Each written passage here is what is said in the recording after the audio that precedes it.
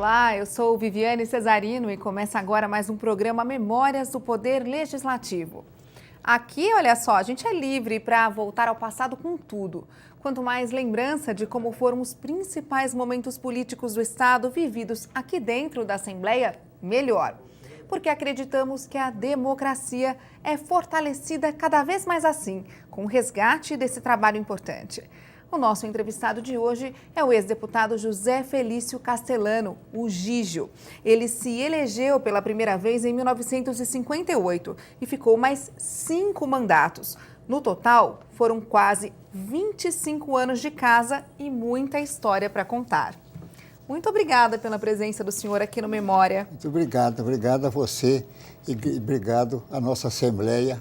Eu sempre digo que reviver e relembrar o passado é um ato de quem ama. Só quem ama é que pode preservar o passado. E nós estamos num ato de amor, que é reviver o passado para os presentes e para os futuros. Com certeza, deputado. Então, nós amamos muito, porque fazemos isso toda semana e principalmente nessa questão do fortalecimento da democracia, que eu gostaria que o senhor começasse com ela. Como é que o senhor vê a participação da Assembleia nesse processo? Então, nós tivemos uma modificação com o correr do tempo, com o advento dos meios mecânicos que entraram na nossa casa sem pedir licença e se tornaram um amigo e um intruso. Um amigo nas coisas boas e um intruso nas coisas más. E nós não estávamos preparados para receber essa visita. E isso proporcionou uma modificação nos mais jovens e nós vivemos hoje um período de intenso individualismo.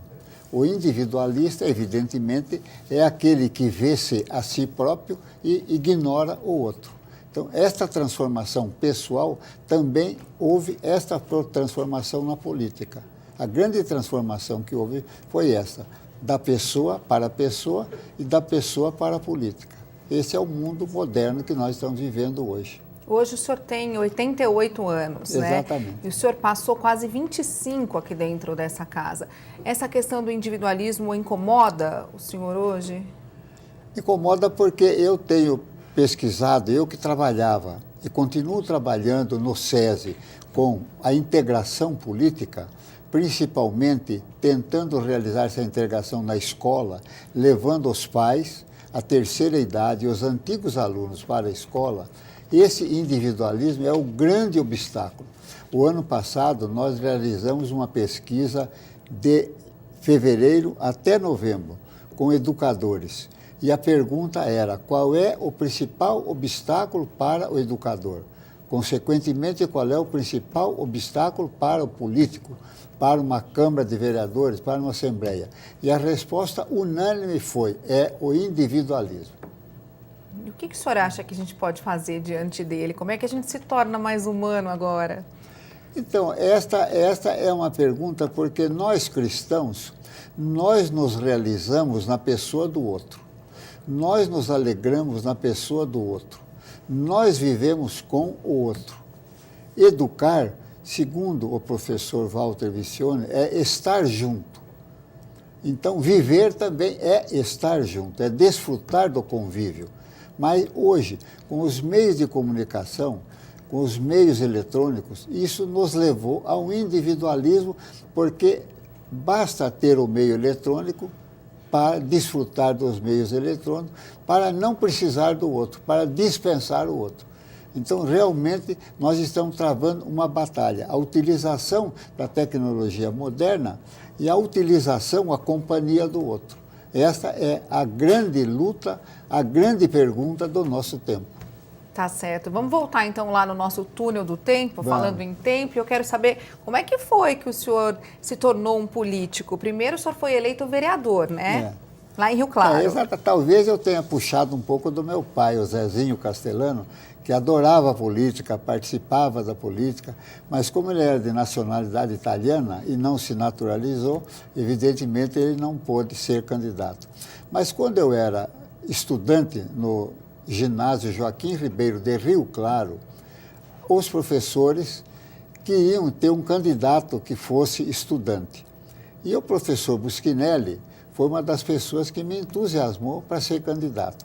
E nós fizemos uma campanha, na inocência daquele tempo, para que os estudantes votassem. Terminada a eleição, nós não fomos eleitos, ficamos vereadores, ficamos suplentes, porque nós descobrimos que o estudante não votava, mas só depois da eleição é que nós descobrimos isso. Aí houve uma outra eleição, aí na outra eleição eu fui eleito o mais votado da cidade. Quantos anos o senhor tinha? Desculpa interromper. Acho que 18, 19 anos, por aí. Super novinho. Logo depois de completar a maioridade. Mas aí a maioridade não civil, a maioridade de 18 anos. Mas daí, então, precisava ter um candidato a deputado. E um grupo de estudantes, nós procuramos o professor Antônio Buschinelli para ser candidato. E como ele estava lutando para constituir uma faculdade de filosofia em Rio Claro, ele declinou do poder. E falou, olha, você é que devia ser candidato e não eu. Foi daí, então, que eu fui candidato a deputado e fiquei suplente. Mas espera aí, o senhor, na primeira eleição que o senhor disputou, o senhor já foi o mais votado, é isso? Não, na segunda de vereador foi mais votado.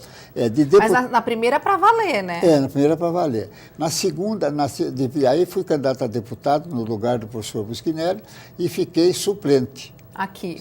Não me elegi. Na segunda vez que eu fui candidato, eu me elegi. E o professor Franco Montoro era deputado estadual. E ele havia sido eleito deputado federal. E ele, foi em 58. Ele renunciou para tomar posse de deputado federal e eu era o quarto suplente. Mas os 3 suplentes sequentes a ele renunciaram, porque já eram vereadores, já tinham compromisso. E eu assumi, então, no lugar dele, 45, 50 dias. Mas depois eu já tomei posse e fui até 81, quando não fui mais candidato. Quer dizer que o senhor chegou aqui bem novinho também? Bem novinho. Era um dos mais novos aqui. De vereador eu fui o caçula. E daqui eu fui um dos mais novos. Mas como é que foi essa chegada assim? O senhor acreditou que... Porque estava lá na suplência, aí um foi desistindo, o outro também. No fim, o senhor estava aqui, foi eleito, já deu tudo certo. Era um sonho, né? Porque nós ingressamos no Partido Democrata Cristão e orientados pelo professor Montoro e pelo professor Queiroz Filho, entre outros líderes que o partido teve, né? Mas esses 2 foram os que mais entusiasmaram. Então a gente passou a viver um sonho. Nós saímos da realidade para um sonho, né? E o PDC, que tinha 4 deputados, na segunda legislatura passou a ter 11 deputados, né? E adquiriu uma expressão maior com a eleição do professor Carvalho Pinto como governador. Agora, no Partido Democrata Cristão, o senhor entrou aqui eleito pelo Partido Democrata Cristão. Ele sempre foi marcado pela área social, né? Foi aí que o senhor foi contaminado por essa área, começou exatamente, assim. A política do padre Leblé, né? A política dos sociólogos cristãos, né? E o próprio ideário do Partido Democrata Cristão, que era realmente uma filosofia cristã, não uma filosofia catolicista, né? Mas uma filosofia cristã, né? E nós viemos imbuídos e estimulados pelo professor Montoro e pelo professor Queiroz Filho e os demais, havia muitos sonhadores, né? Pensando em fazer um mundo mais humano, mais solidário e mais cristão. Mais justo por meio do social, Mais justo por meio do social, exatamente. E como é que vocês começaram a arregaçar essas mangas? Então, pesquisando? Depois, com a eleição do professor Carvalho Pinto, né, concretizou-se um sonho de se poder realizar alguma coisa. E, de fato, o governo dele foi um governo que primou pela organização, né? Teve um grande desenvolvimento, uma moralização muito grande e uma organização chamada Plano de Ação Social do Governo. Esse plano de ação social do governo balizou o governo em todas as áreas, educação, saúde, estradas, escolas e por aí afora. Então foi um avanço muito grande. E o PDC participou desse avanço, né? O senhor foi, inclusive, o líder da maioria do governo Carvalho Pinto, quando ele era governador aqui. Durante um ano, o deputado Ari Serpa deixou a liderança e eu assumi a liderança durante um ano. Mas, deputado, só para eu entender, quando o senhor fala de social, que é uma coisa muito ampla, o senhor estava falando exatamente do que naquela época? Qual era o cenário? Eram direitos trabalhistas que não existiam? Era falta de moradia? Era tudo? Falta de vaga na escola? O que era? Nós vivíamos um tempo em que havia um déficit, não um déficit tão volumoso como o déficit de hoje, mas era um déficit que crescia. Era um déficit em todos os sentidos já, né? Começava o déficit na saúde, começava o déficit na escola, começava o déficit de relação entre as pessoas, né? Aí chegou a televisão, aí chegou o computador. Então, naquele tempo, começou a crescer o problema dos déficits ou dos reclamos sociais. Tanto que no governo Carvalho Pinto, naquele tempo, foi o governo campeão de greves. Havia praticamente uma greve por dia. Que era a forma de reivindicar o direito dos trabalhadores. De reivindicar o direito dos trabalhadores, né? E havia naquele tempo dois campos distintos, né?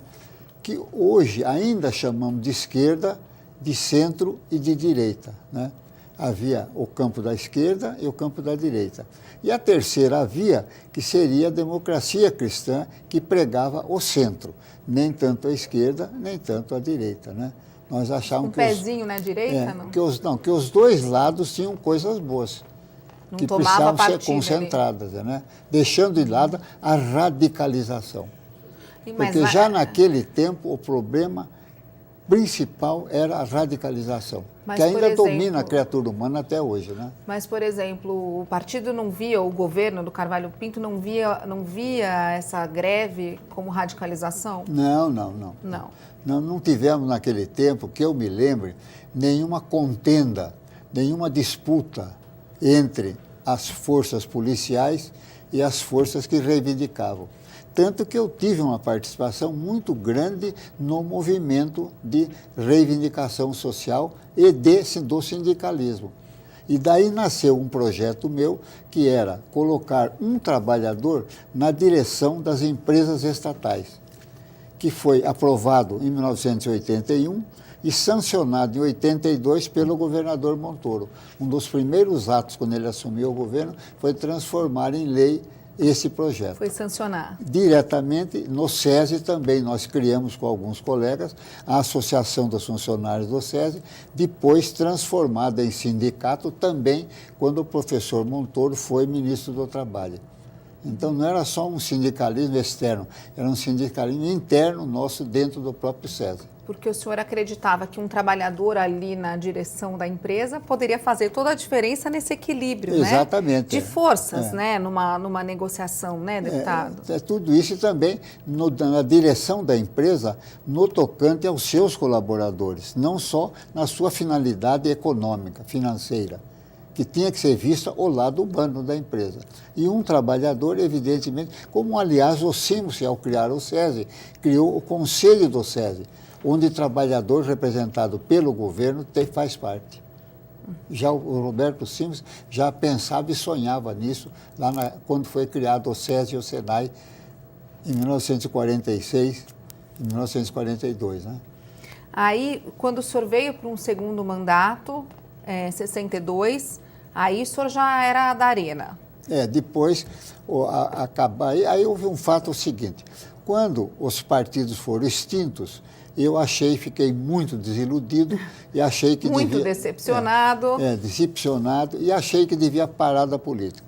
Aí o governador Sodré, que era deputado naquele tempo, né, ele falou, mas você começou aqui, consulte seus amigos e veja coisa e tal. Então eu fui a Rio Claro e consultei os amigos e eles acharam que seria uma tolice abandonar, que devia prosseguir, né? E como eles preferiram a Arena, então eu passei a integrar a Arena, né? Que era o partido do governo. O senhor falou que o senhor voltou para Rio Claro para consultar os antigos amigos, né? Exatamente. Mas e os amigos daqui? Não, porque em Rio Claro nós tínhamos um grupo que era o grupo que convivia comigo na política. De vida inteira, sim. Tanto que uma ocasião eu era do PDC e o PTN, que era um partido daquela ocasião, ofereceu, se eu passasse para o PTN, eles não tinham candidato local e eu poderia me eleger. E o meu grupo e eu não passamos, só que eu não me elegi. Se eu tivesse passado de partido, provavelmente eu teria sido eleito. Mas esse grupo me acompanhou a vida inteira. Era um grupo de amigos, idealistas, então eu consultava esse grupo, né? E aí... Além de outras cidades. Mas o grupo primordial, era esse grupo de Rio Claro. Depois se estendeu para outras cidades, né? Foi para Tatuí, foi para Presidente Epitácio, foi para Araguaçu Paulista e outras cidades mais, né? Aí o senhor foi eleito para esse segundo mandato já pela Arena. Já pela Arena. E continuou na Arena, até não ser candidato, né? E como é que foram esses anos de Arena aqui dentro, deputado? Então, foram anos muito tristes. Primeiro porque o governador Sodré, sendo eleito, ele me convidou para ser secretário do Trabalho. E eu não pude aceitar. Eu falei, olha, eu estou muito ligado ao movimento sindical e eu acho que eu vou ter muita dificuldade, então, sabe, de ficar... Já estava tudo tão misturado, né, tão naquela misturado. época. Então, eu agradeci a ele. Aí ele me convidou para ser secretário do governo, visando a Secretaria da Promoção Social, que era trabalhar com o humano. Criação dela. A criação. Então, eu aceitei ser secretário do governo, que foi o último ano. No fim do ano, foi criada a Secretaria da Promoção Social, que foi a primeira do Brasil, né?